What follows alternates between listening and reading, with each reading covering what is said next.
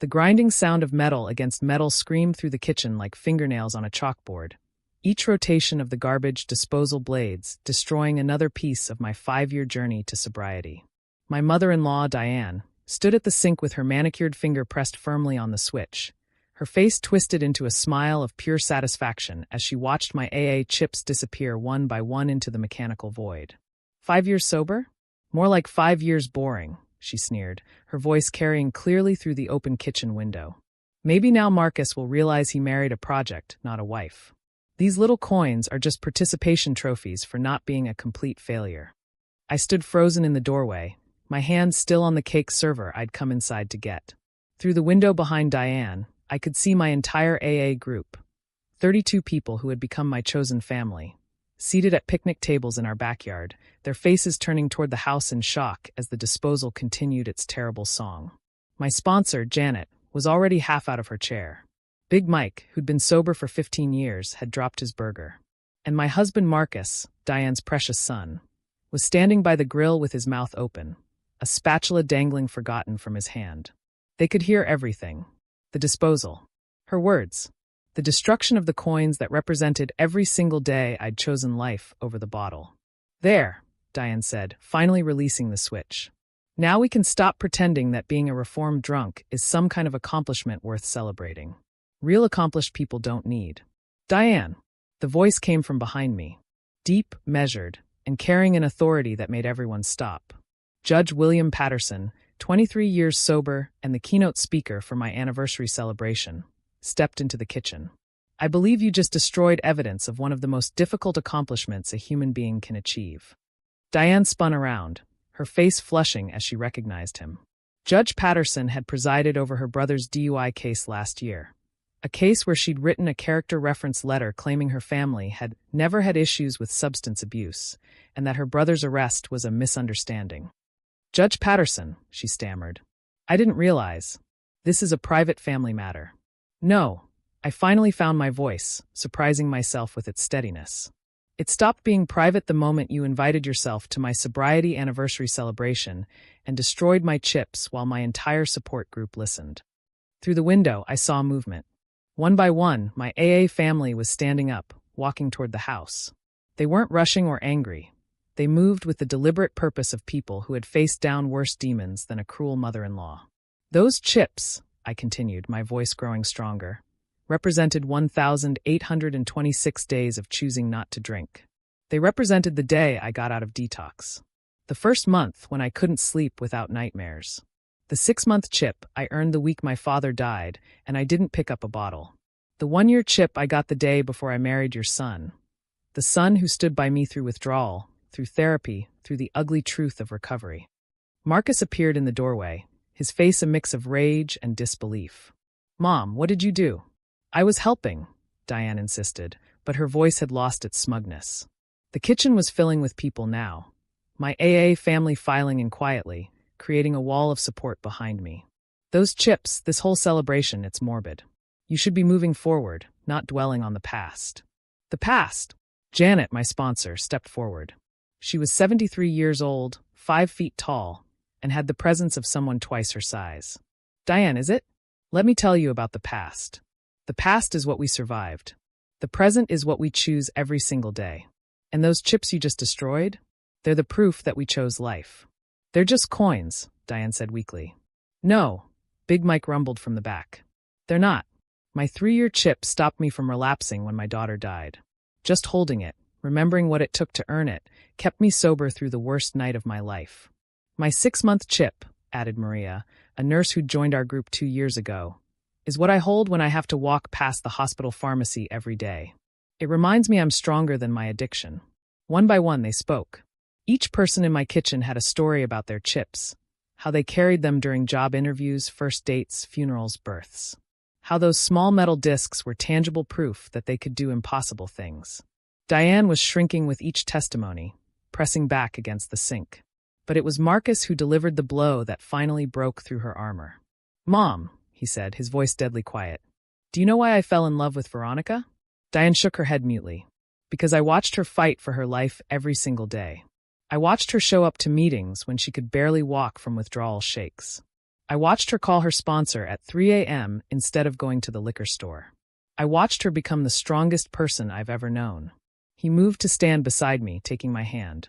And you just destroyed the physical representation of that fight because you think it makes her boring? I have something to say, a new voice interrupted. Everyone turned to see a woman in her 40s, standing in the doorway. I didn't recognize her, but she was holding a newcomer packet from our AA group. I'm Lindsay, she said. This is my first meeting. I came because I heard about this group, how supportive you all are. I've been sitting in my car for an hour, trying to get the courage to come in. Then I heard the disposal running, heard what this woman said.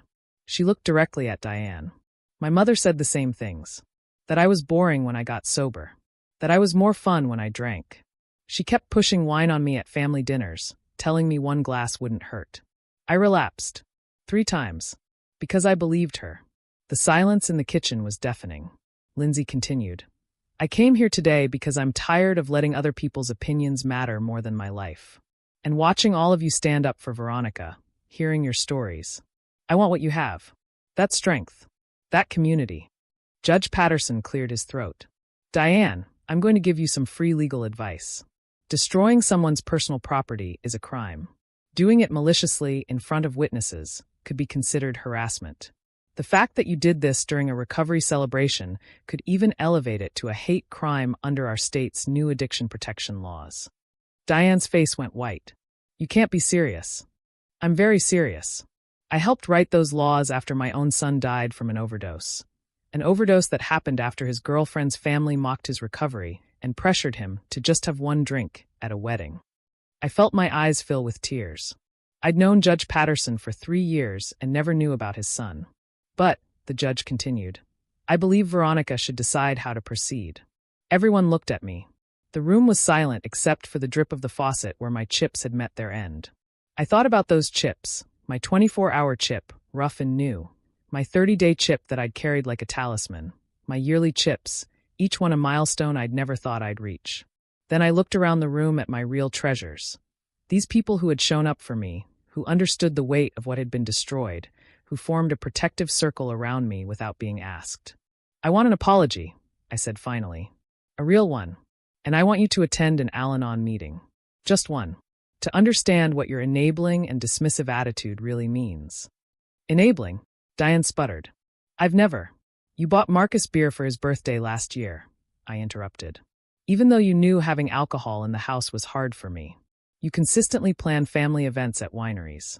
You've told everyone in your book club that I'm no fun anymore since I got sober. You roll your eyes when I mention my meetings. That's enabling, Diane.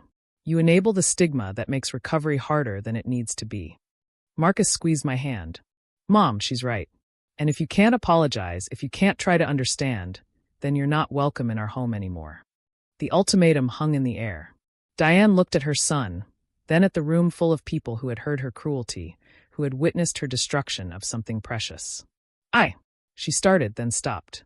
For a moment, I saw something flicker in her eyes, shame, maybe, or the beginning of understanding. I'm sorry. I didn't realize. I thought. She took a breath. I'll go to the meeting. And, Marcus prompted. And I'm sorry for destroying your chips, Veronica. I was wrong. It wasn't perfect. It wasn't heartfelt. But it was a start. Janet stepped forward. You know, Veronica, our group has a tradition. When someone loses their chips to fire, flood, or apparently garbage disposals, we come together. She reached into her pocket and pulled out a small velvet bag. This was my first 24-hour chip. I want you to have it. Big Mike stepped up next. My 6-month chip. It's yours. One by one, my AA family came forward, each offering one of their own chips. Not their most recent or their most impressive, but the ones that meant the most. The ones with stories. The ones with power. By the time they were done, my hands were full of chips, different colors, different months and years, from different states and different decades. Each one representing someone's fight, someone's victory, someone's choice to live. These aren't your original chips, Janet said, but they're something better. They're proof that recovery isn't a solitary journey. They're proof that what one person tries to destroy, a community can rebuild. Lindsay, the newcomer, was crying openly. This is the most beautiful thing I've ever seen. Judge Patterson smiled. Lindsay, would you like to stay for the celebration? We're about to have cake, and I was going to speak about the power of community in recovery. Though I think we've just seen a better demonstration than any speech I could give.